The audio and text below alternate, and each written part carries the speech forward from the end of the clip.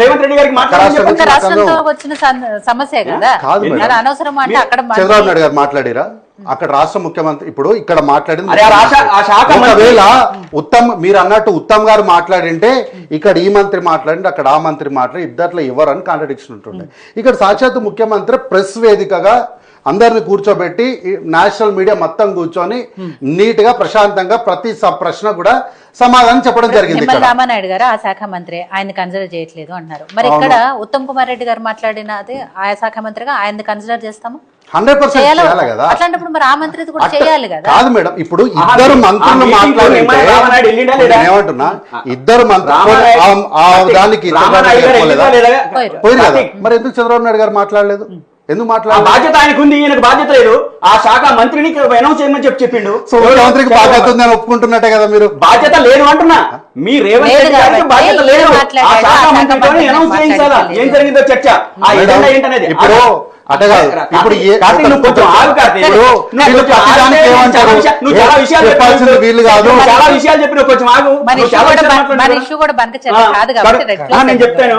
అదే విధంగా ఆ విషయాల్ని మనం మాట్లాడుతూనే కొత్త కొత్త విషయాలు తీసుకొచ్చిండు కాబట్టి ఆ కొత్త విషయాల్లోకి వెళ్ళాల్సి ఏం లేదు. నేనేమంటున్నానంటే ఇప్పుడు మీరేమంటారు, చెప్పాల్సిన ముఖ్యమంత్రి వీళ్ళు వాళ్ళు కాదంటారు కదా, అందుకే ముఖ్యమంత్రి చెప్పిండు. ఏం కావాలి? మీ మోసపూరిత మాటలు ఏముంది? మోసం ఏముంది? ఈ రోజు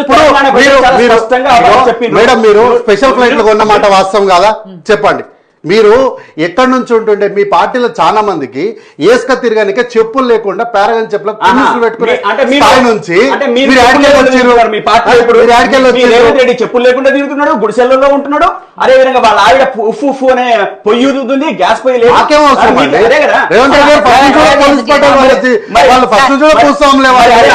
మా గురించి నువ్వు ఇక్కడ కూర్చున్న రామ్ గోపాల్ గారు చెప్తారు వాళ్ళకున్న ఆస్తి పాస్తుల విషయం. ఎవరు ఆనాడు రామ్ గోపాల్ సార్ ఇంతకు ముందు మన ఉన్నారు, ఎవరు ఏం అబద్ధాలు మాట్లాడతారా మీరు? చెప్పి చెప్పిన 34 నుంచి 22% ట్యాపింగ్ విషయాలు మాట్లాడారు.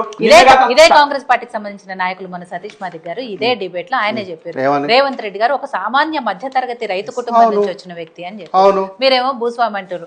ముందు ఆయన అవును రైతు కుటుంబంలోకి వెళ్ళి వచ్చిండు, రైతు లేకుండా ఇప్పుడు సామాన్య మధ్య తరగతి అంటున్నారు. మధ్య తరగతి అంటే ఏంది? భూస్వామి భూస్వామి అంటారు మేడం. మా దగ్గర పాలమూరులో 10 ఎకరాలు భూస్వామి అని అంటారు. అదే పెద్ద విషయం కాదు. రైతు కుటుంబంలోకి వెళ్ళి వచ్చిండు, ఆయన వ్యాపారం చేసిండు. ఈ రోజు రేవంత్ రెడ్డి గారికి ఉన్నాయని కూడా వ్యాపారం చేసి సంపాదించాడు. మీరు ఎట్లా సంపాదించారు? భూస్వామికి కూడా తేడా తెలియదు. భూస్వామికి మధ్య తరగతి మనం మధ్య తరగతి పక్కన పెడితే ఆయన అన్నది ఏంటి, అవన్నీ కూడా ఆయన బిజినెస్ చేసి సంపాదించిన ఆస్తులే. మరి బీఆర్ఎస్ ఎట్లా వచ్చింది చెప్పండి, మీకు ఈ స్పెషల్ ఫ్లైట్ ఎట్లా వచ్చింది? ఈ రోజు ముఖ్యమంత్రి సామాన్యమైనటువంటి ప్యాసింజర్ అని తిరుగుతున్నాడు కదా. మీరు చూస్తారు పోయిన చర్చల మన రామ్మూర్తి నుండి ఏది తీ అన్నారు. అదృష్టం కొద్దీ ఆ ప్రజలందరి ముందు పెట్టారు కదా. ఏది పెట్టిండ్రు? ఫ్లైట్ అంటే ఒక పార్టీకి సంబంధించిన ఫ్లైటా లేకపోతే వ్యక్తిగత ఫ్లైటా? ఫ్లైట్ కి సంబంధించి ఫ్లైట్ కొన్నాం. The jet is expected to take its maiden flight as a TRS plane. పార్టీకి సంబంధించి కొన్నాం, వ్యక్తిగతంగా కాదు కదా. ఏంది పార్టీకి సంబంధించిన కొన్నాం? కొంటే అయితే ఏంది? మీకు వచ్చిన బాధ ఏంది? మిగిలిన రాష్ట్రం ఎట్లా అప్పుల పాలైంది అది కూడా మాట్లాడదాం. 8.19 కోట్లు ఎట్లా అయింది? నువ్వు ఏ చర్చ పెట్టడానికైనా, నువ్వు ఏది మాట్లాడడానికైనా ఎందుకు ఇంద్రమ్మ ఇండ్లు తీసుకుంటే ఎందుకు గ్రామ శాఖ అధ్యక్షుల్ని పార్టీకి సస్పెండ్ ఎందుకు చేస్తున్నారు? ఎవరు సస్పెండ్ చేయలేదు. కానీ నువ్వు ఆగండి, కొంచెం ఆగండి. అదే విధంగా అసెంబ్లీకి వస్తారా పార్లమెంట్కి వస్తారా అని చెప్పేసి సవాలు విసిరితే వీళ్ళు పోయి క్లబ్లలో కూర్చున్నారు, పబ్లలో కూర్చున్నారు అని చెప్పేసి మాట్లాడుతున్నారు. అసెంబ్లీకి ఒకవేళ అసెంబ్లీకే వచ్చేది సీఎంఆర్ఎఫ్ చెక్లను ఆపుతున్నమాట నిజం కాదా? సీఎంఆర్ఎఫ్ చెక్లను ఏ డేట్ ఇది? 24 సెప్టెంబర్ తేదీలో ఉన్న చెక్కుపై 2025 జూన్ 19గా చేసి రీవాలిడేషన్ చేశారు. ఇది నిజమే కదా? ఇది అబద్ధం కాదు కదా? మరి ఇంకా చెప్పండి, ఇంకా మేమే అబద్ధాలు ఎవరు చేసిండ్రు? ఎవరికి లబ్ధిదారుని ఇవ్వకుండా ఎమ్మెల్యే పాడి కౌశిక్ రెడ్డి దేనికి సీఎంఆర్ చెక్లు ఇస్తలేరు. ఇవ్వండి మీ వార్త మీకు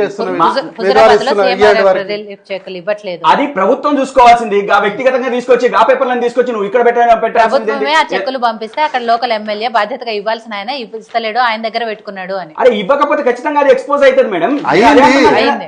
ఎవరు ఇవ్వకపోయినా అది మాదే గానీ ఆయనది గానీ ఎవరైనా సరే ఖచ్చితంగా అది బయటకు వస్తుంది. ఎవరు ఆపడానికి లేదు. అది నువ్వు ఆపినా నేను ఆపినా నువ్వు 100 అబద్ధాలు చెప్పి దానికి తీసుకొచ్చి మనం మాట్లాడుతున్న సబ్జెక్ట్ పక్కన పెట్టేసి దీనికి ముడిగట్టడం అంటే దేనికి సంబంధించింది? మోకాలకు బోడిగుండుకి ఎందుకు ముడేస్తున్నావు? నువ్వు విషయాల మీద మాట్లాడు. అదేమన్నా ఉంటే అది లోకల్ వార్త, లోకల్ కు సంబంధించిన విషయం మాట్లాడతాము. అవును అవును అవును నువ్వేం చేస్తావు? ఒకవేళ రాకపోతే అక్కడ ఆపితే అంటే ఆ లోకల్ కి సంబంధించిన ఇష్యూ నువ్వేమన్నా ఉంటే సరి చేయి, అక్కడ పోయి మాట్లాడితే మాట్లాడు. అదే విధంగా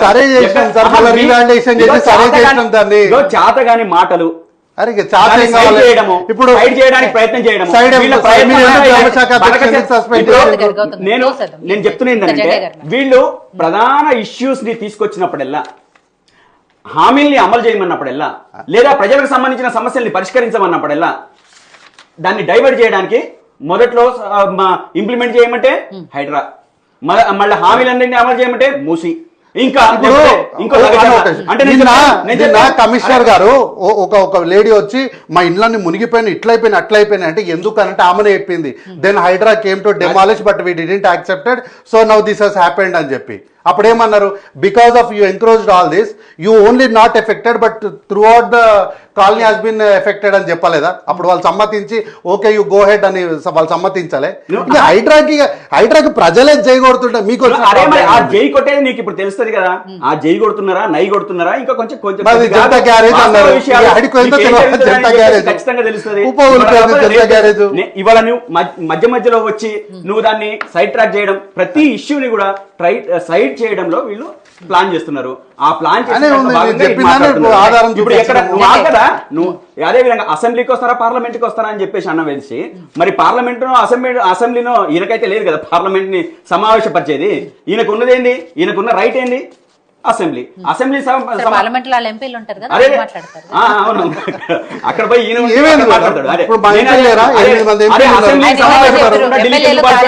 ఎమ్మెల్యేలు ఫస్ట్ కార్యకర్తలని, ఈవెన్ ఎంపీలు కూడా అంతే కదా కార్యకర్తలు.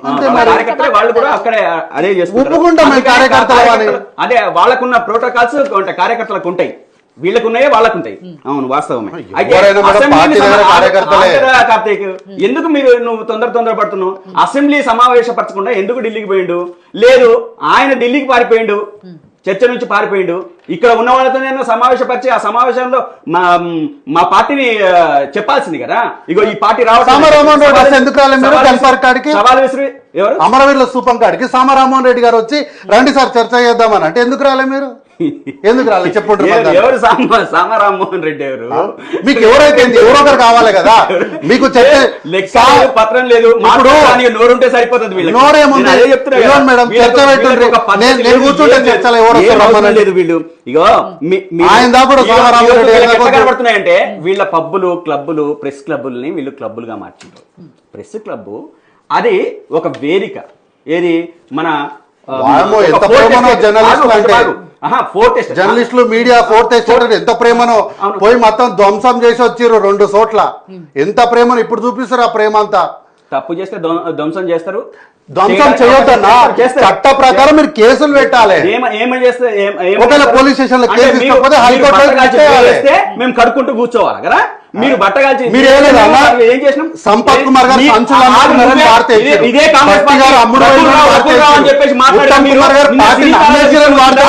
వచ్చిందా? నిన్న ఏం జరిగింది? ట్యాపింగ్. నిన్న సినీ తారద ట్యాపింగ్ జరిగిందని చెప్పేసిందా, జరగలేదని వచ్చిందా? మీ పోలీస్ అధికారులుగా చెప్పారు, మీ నాయకత్వంలో ఉన్న పోలీస్ అధికారులు మీరేమన్నా మెసేజ్ ఇస్తున్నారా? ప్రజలకు ఉపయోగపడే మీ ఒక్క పని, ఒక్క మాట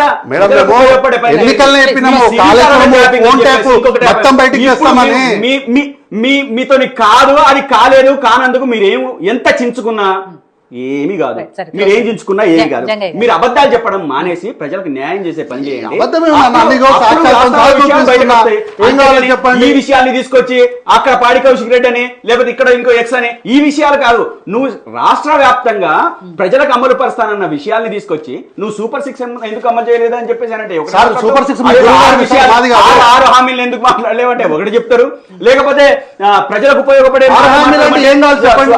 6 హామీలు అంటే ఏం కావాలన్నా? ఏందో చెప్పండి. 6 హామీలు అంటే ఏందో చెప్పండి. మహిళలకు ఇచ్చిన బస్సులో నువ్వు ఏం చేస్తున్నావు చెప్పండి. జంగయ్య గారు. ఏం న్యాయం చేసినావు మహిళలకు ఇచ్చిన బస్సుల్ని? బస్సులు ఏం చేసిరా? నాకు అర్థం కాలే ప్రశ్న. ఫ్రీ మహిళలకు ఫ్రీ బస్ ద్వారా మహిళలకు ఏం న్యాయం జరిగింది అన్నాడు. రోజుకొకళ్ళు జుట్లు బట్టి కొట్టుకుంటున్నారు. అంటే ఇంతకు ముందు జరగలేదా? కొట్టుకోలేదు. జరగలేదు. ఎన్ని సందర్భాలు సందర్భంలో కొట్టుకోలేదు. జరగలేదు. మీరు చెప్పండి. ఎక్కడ కొట్టుకున్నారు? రాష్ట్రంలో ఉన్నటువంటి చాలా విషయాలపైన అంటే వర్తమానము ఇంతకు ముందు జరిగిన విషయాలన్నిటిపైన అవగాహన ఉన్న అతి కొద్ది జర్నలిస్టులు మీరు ఒకరు. మీరు చెప్పండి, ఇంతకు ముందు జరగలేదా బస్సుల కొట్లాటలు? బస్సుల డ్రైవర్ ఒకటి జరిగితే ఇప్పుడు 2 జరిగాయి. సరే, ఇప్పుడు మూమెంట్ ఎక్కువైంది, యూసేజ్ ఎక్కువైంది. మరి దేనికి కొట్టుకుంటున్నారు? ఒక్క బస్సు తక్కువైనా చర్చలో కూర్చుంటాం. ఆర్డినరీ బస్సులు తప్ప ఆర్డినరీ బస్సులు కూడా తగ్గించేసిండ్రు. ఈ వాస్తవ విషయాలు ఇవన్నీ విషయాలు అంటే ఉండాలి. 2500 రూపాయలు ఎందుకు ఇవ్వట్లేదు అని చెప్పేసి అంటే ఇంకొకటి మాట్లాడతారు.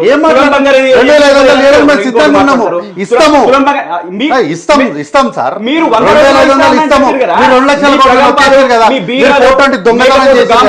మీ దొంగతనం చేసిన పైసలు తెచ్చి మీకు ఆ రోజు తెలియదా? అధికారంలోకి హామీలు ఇచ్చిండ్రా? ప్రజల్లోకి వెళ్ళి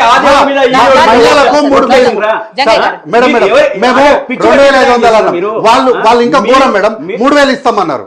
3000 ఇస్తామన్నారు. ఇదిగోండి వాళ్ళ చూడండి.